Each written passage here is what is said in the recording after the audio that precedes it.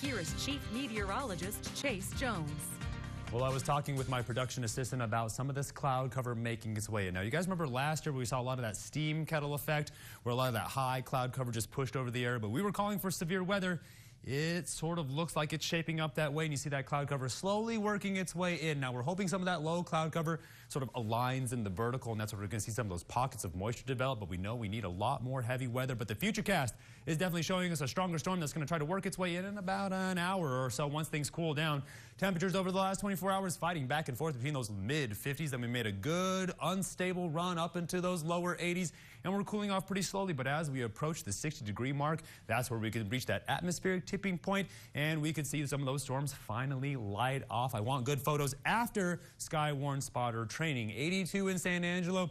Everybody else in a combination of lower 80s, those upper 70s, looking for 10 degrees, somewhere around those 60s for the severe weather to pop off. 83 in Sterling City, 81 down there in Junction, 79 over there in Ozona, 87 up there in Robert Lee. Looking like a good 8 degrees across the entire Concho Valley, but you see the shades of green on the edge of your screen. We are waiting for it to slowly work its way in. Speaking of shades of green, humidity indices are way up there. Dew points are in those 60s, right where we want them for severe weather, while humidity indices are near that 50% mark. So as they make their way up tonight and those temperatures drop, we're watching for the severe weather to slide its way in from the west. Now, Moisture Tracker is going to show you where concentration of blues keep going around the Concho Valley, but they try to push their way through that cap, and that's where we could see more rain potential by the weekend before it makes its way out. But I promise you, the atmosphere is trying to push us into an afternoon thunderstorm pattern, and we could continue to see gradual rain, if not low cloud cover, like this morning throughout the rest of the week. Now, the upper level pattern is going to continue to show you this strong, long wave pattern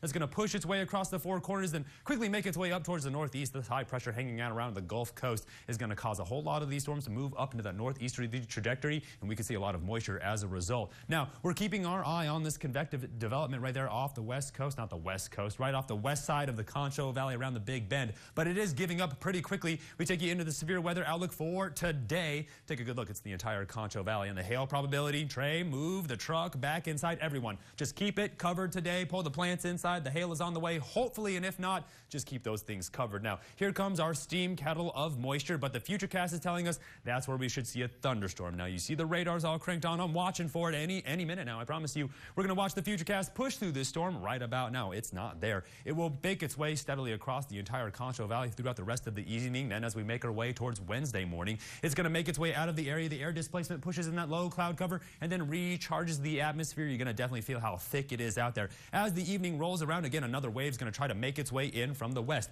It will go around the Concho Valley and show up on the west side, pushing near Brownwood, then move off towards the southeast. Pretty strong outflow boundaries with that low cloud cover. Again, it recharges by Thursday and off towards the west by the afternoon. Another one will try to make its way in, hovering around more towards the northeast. Then the low cloud cover makes its way back in, and by Friday night, I promise you, it's going to do it again. So a lot of storm spotter training practice on the way. So tonight, all the way down into those lower 60s, on the lookout for some of that much needed rain and maybe a tornado. Trust me, I'm going to be here then by tomorrow. A good run at those lower 80s, but we're on the recharge, keeping our eye for pockets of rain as we make our way closer to the weekend, keeping our eye out for more of this much needed moisture. But those temperatures not really going anywhere. But as we get closer towards the end of April, take a good look. Going to make a good push into those 90s while those overnight lows lock themselves in those 60s. Stay tuned while I'm up to break. You're watching KSAN News at 5.